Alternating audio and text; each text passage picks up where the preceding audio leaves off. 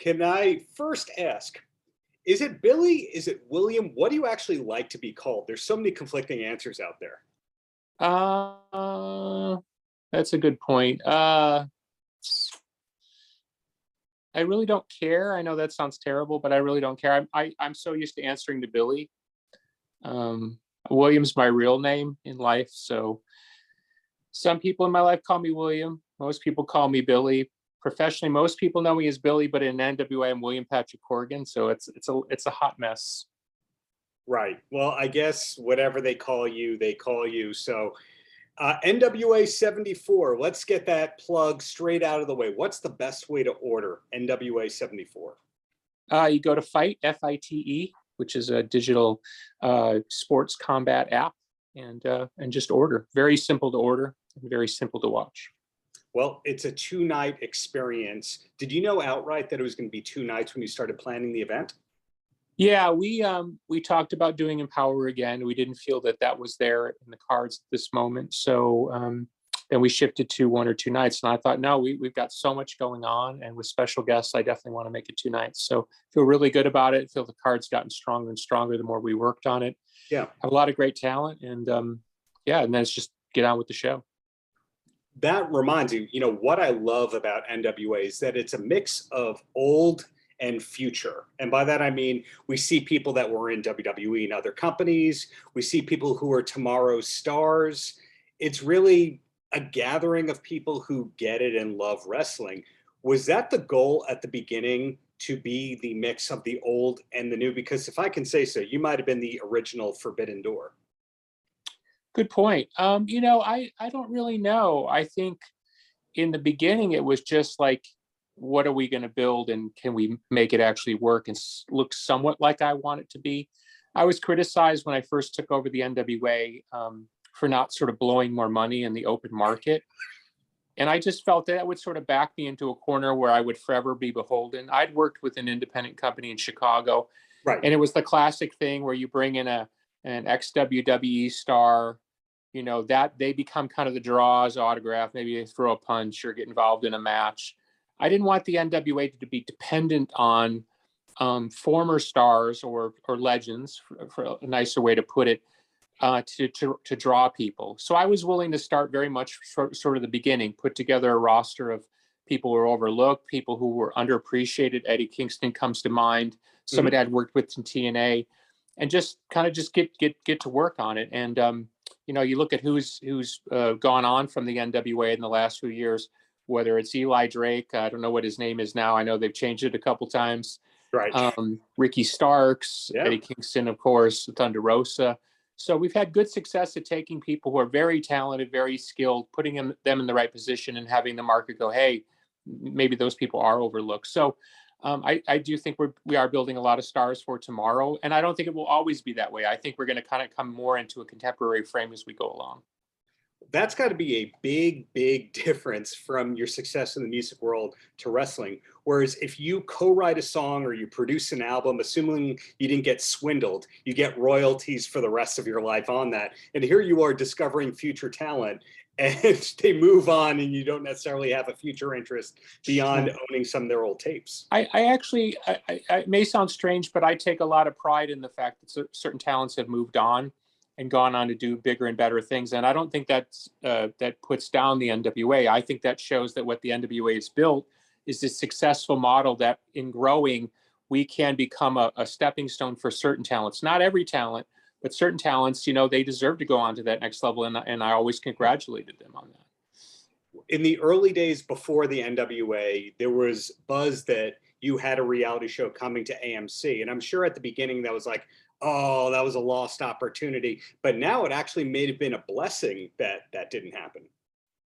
Yeah, I was disappointed that it didn't happen, but in a weird kind of way, I literally went from independent company, reality show that didn't happen, to working for TNA, to that blew up and went all crazy, to owning the NWA. And now 5 years later, I'm very happy, really fulfilled, probably for the first time in my experiences in professional wrestling. I am a bit spoiled in that in my music life, I sort of am in charge of my world. And it was very hard at different times to work in wrestling where I wasn't in charge of things. It wasn't that I needed a lord over every detail. I don't. I find it sort of part of my logic that if I have a vision and I'm not able to implement it, it gets very frustrating having to go through gatekeepers to explain why this finish is better than that, or this character is better than the other character. And it also gets into relationships with talent. When I first came into TNA, and a lot of the talent just saw me as somebody maybe who was going to stick around for a second, I found a lot of people really not listening to me. In certain cases, I had to pull talent aside and said, listen, I'm in the office. I'm on the booking committee. I don't think you want to mess with me. I have the power to sort of get you off television. Yeah. And that the threat of it, and I'm saying this sort of half joking, it didn't really make a difference. I don't think they really believed me. What really made a difference was when the talent saw I had credibility by getting talent over, and then other talent wanted to work with me behind the scenes because I was successful with the talents that I was working with. And I learned a lesson in that. Like, you can throw your power around. Certainly in the NWA, I could throw my power around.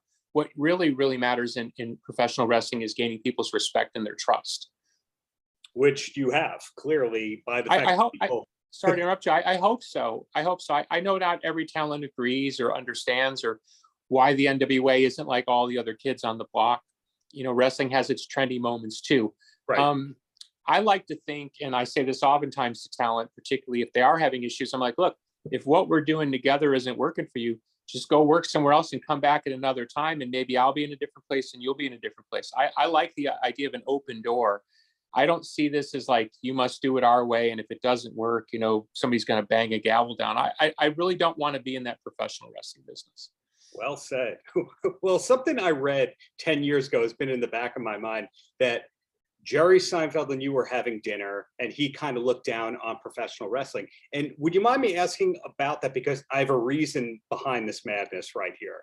Sure. No, you feel free to ask about that. Okay. So the way that the reporter reported it was that he gave you a condescending talk about wrestling and blah, blah, blah. That was kind of the end of story. And you defended your fandom, which is cool. But I've a few times interviewed George Wallace, who's one of Jerry's best friends. Do you know who George is? I think I know who he is. Is he a comedian?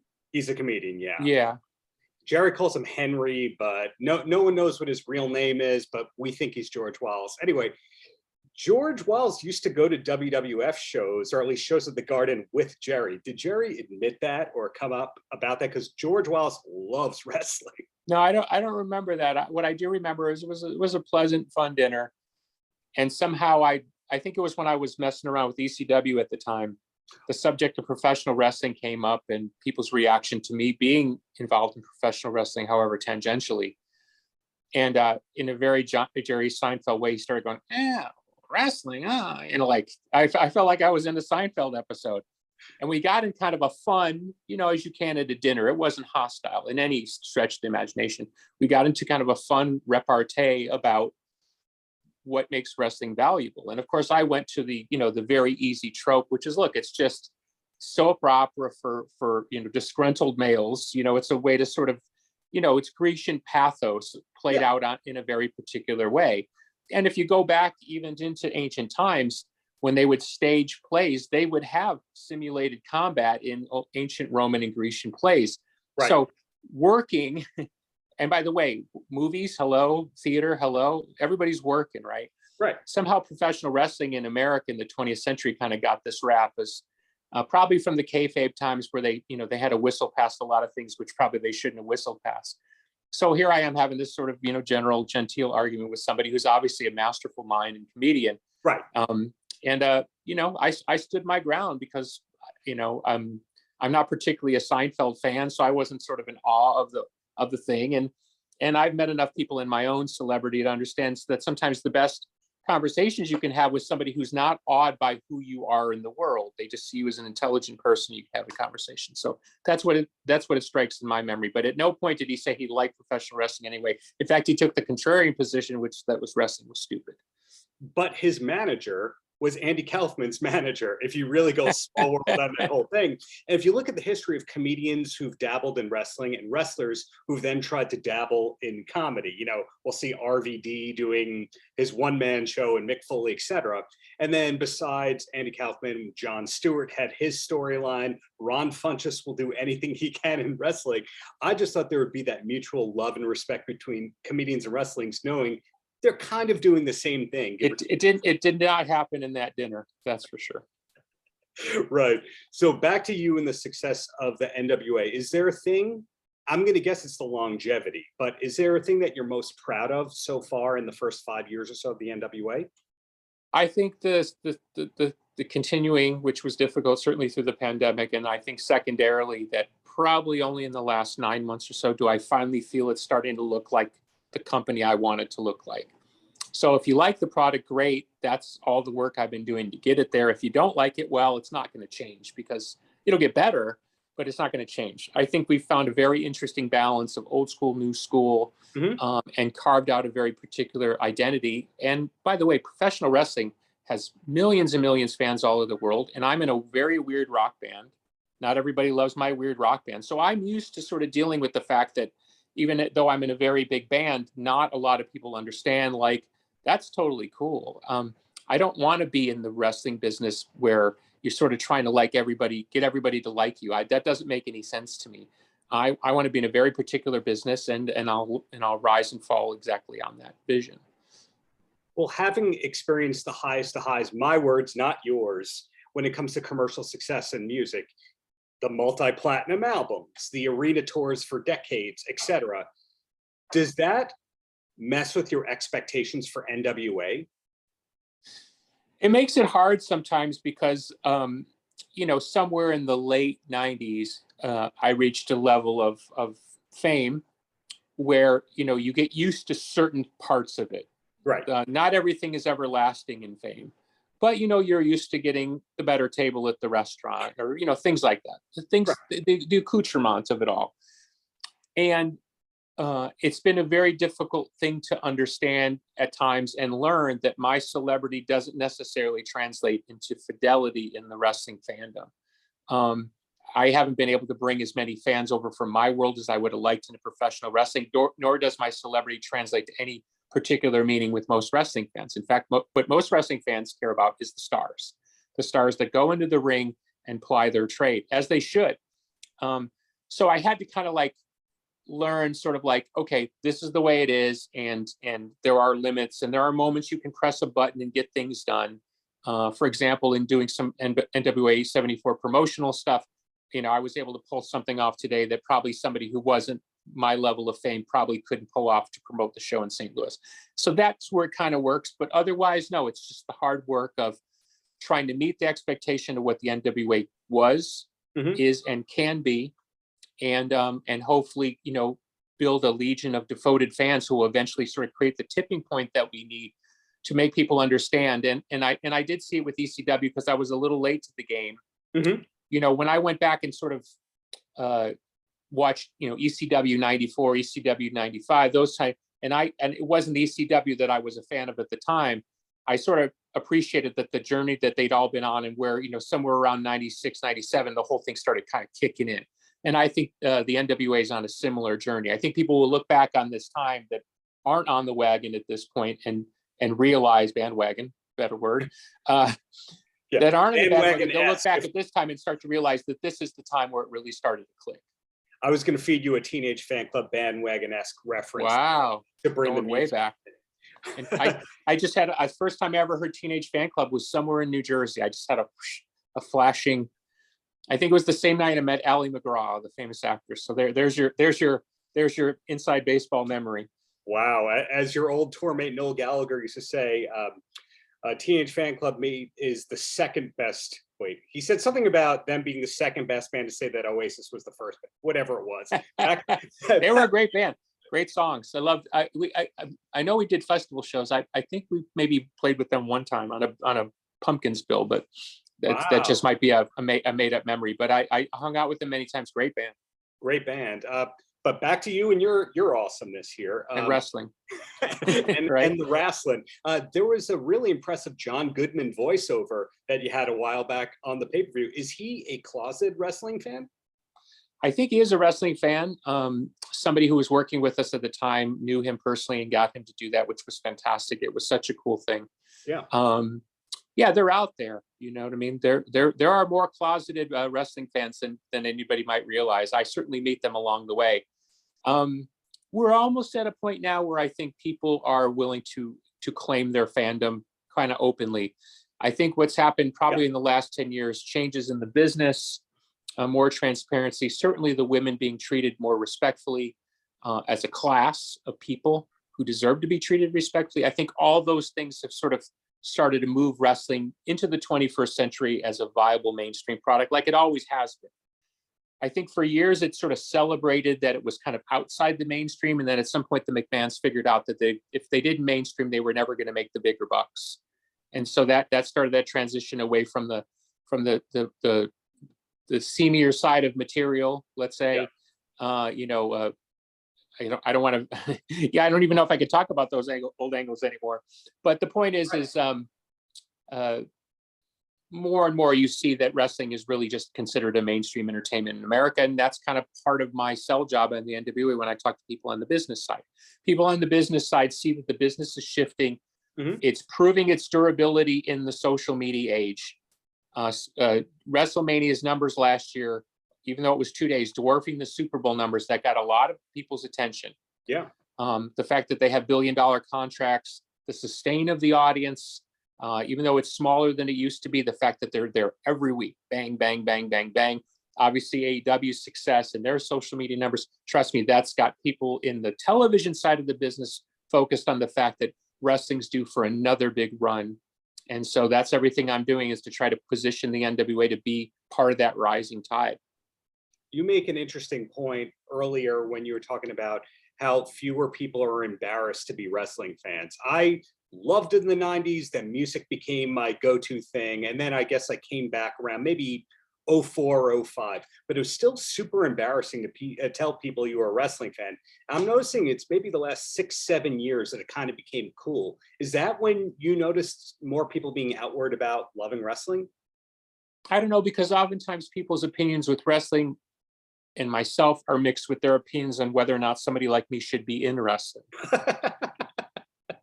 The laziest take with me in the media is rock star, blows up life and runs wrestling company, something like that. And even in trying to dabble in reality shows, that seems to be the kind of the lazy take. Like, what are you doing here? This is where we we feed the pigs and stuff. Like, aren't you over there at the Grand Ole Opry? So yeah, it's been more of that. So I feel it's harder for me to differentiate that, because most people are very caught up in basically, what are you doing in this world and how did you get here?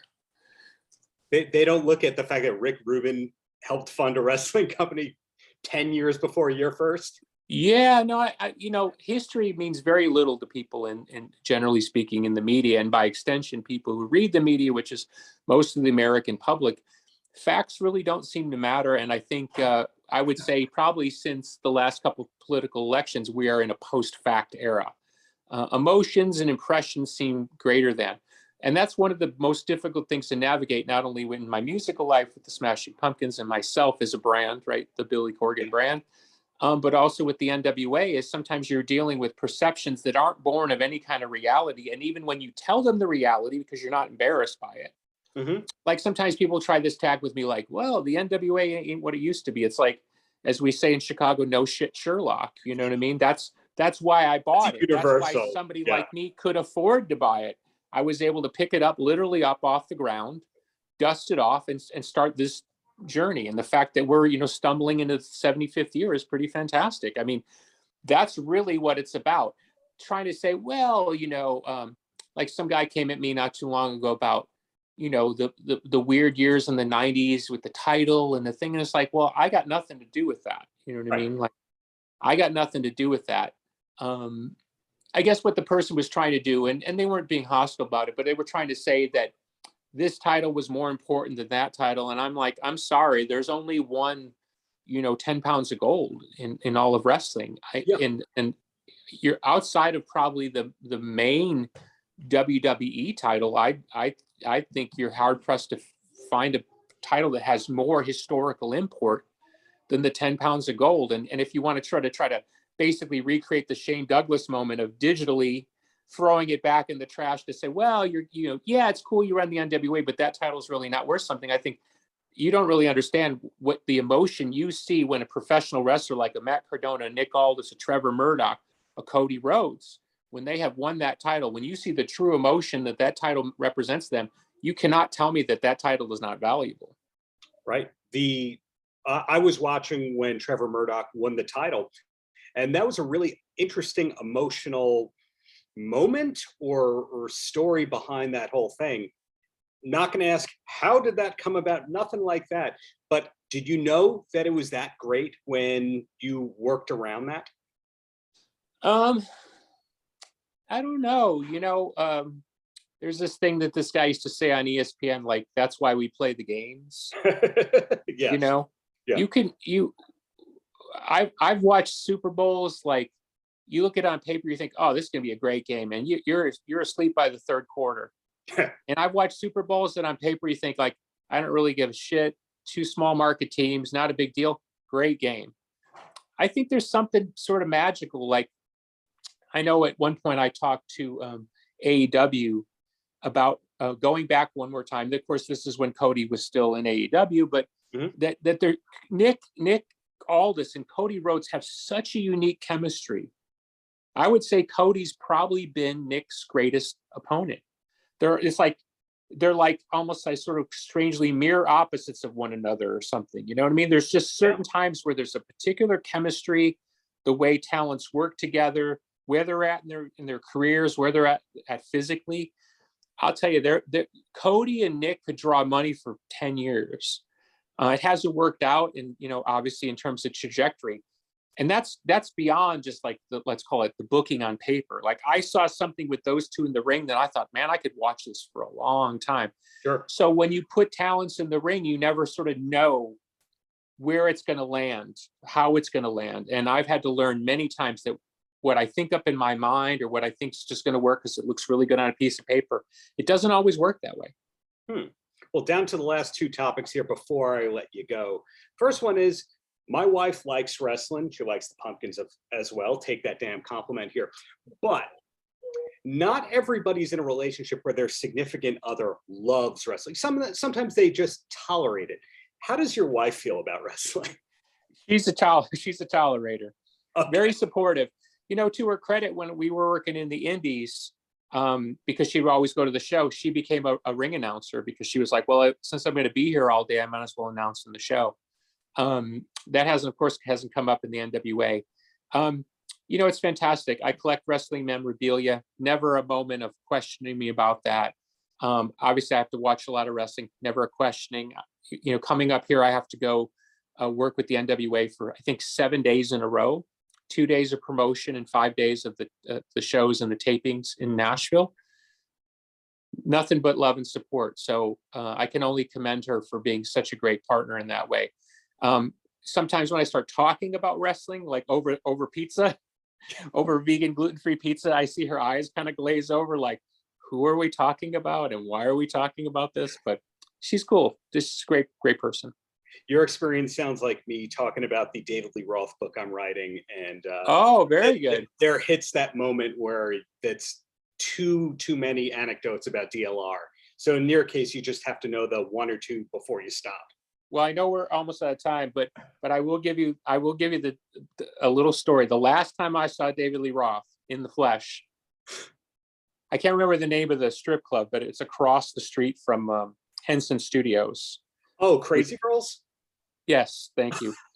Everyone has Crazy Girls dates. Yeah. So I walk into Crazy Girls with God knows who, some other rock stars, plural. And I look to my left, and there's David Lee Roth with two blondes, one on each arm, right?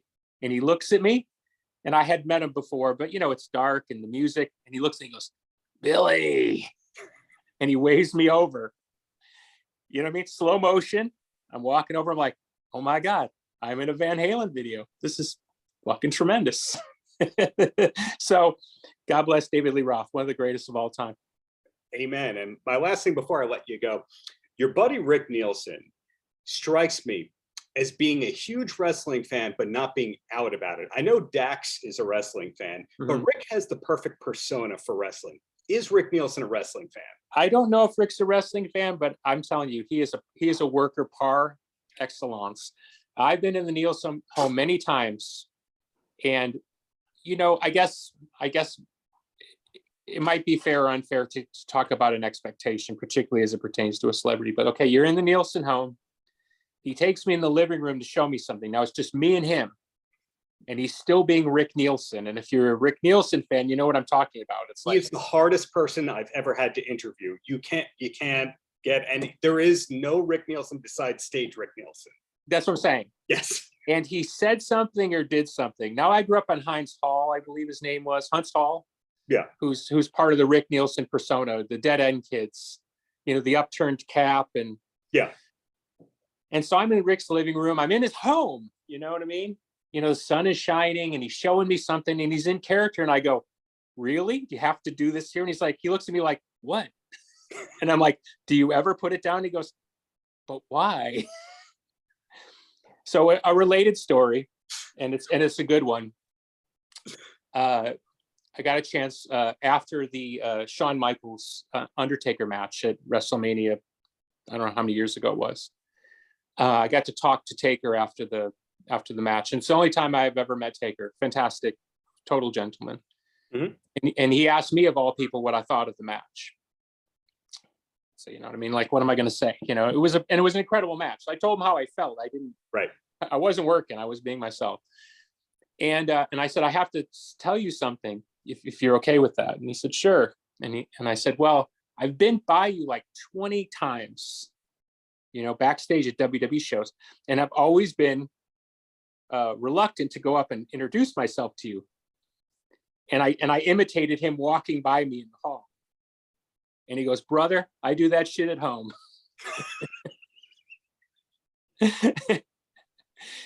Not going to top that. Now that's what I'm saying. What are you going to say? God bless, right? If you're that guy, if you're Rick Nielsen and you want to be in gimmick all the time, I got nothing. My gimmick is kind of an anti-gimmick, so you could say I'm in gimmick all the time too. But I like to think I put it down occasionally, especially for my kids who don't give a fuck about anything. But you know what? I'll tell one quick story and then I got to go. Sure. The other day I was looking at NWA promotional material. I have a 6-year-old son, and he's looking over my shoulder and he's looking at a picture and he goes, hey, that's Ricky Morton. And wow. I thought, and I go, Ricky Morton? He goes, I love Ricky Morton. Generations love Ricky Morton. Well, absolutely. Thank you for the many years of excellent music. Thank you for the NWA, and looking forward to seeing you at UBS Arena in New York in the very near future. That sounds good to me. Take care, my friend. You too. Bye-bye. Paltrocast.